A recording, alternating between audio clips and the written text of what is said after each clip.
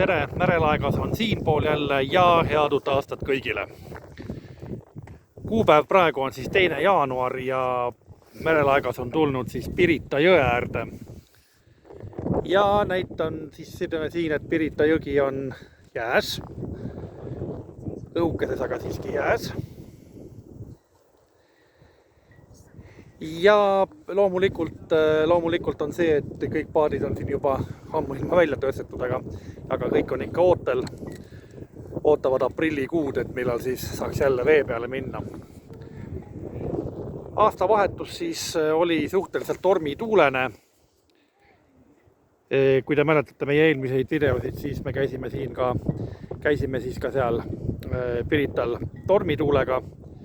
Torm ei olnud muidugi nii suur nagu ükskord, aga siiski piisavalt tugev.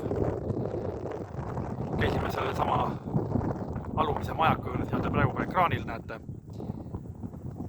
Ja vaadates, et siia Pirita superranna poole,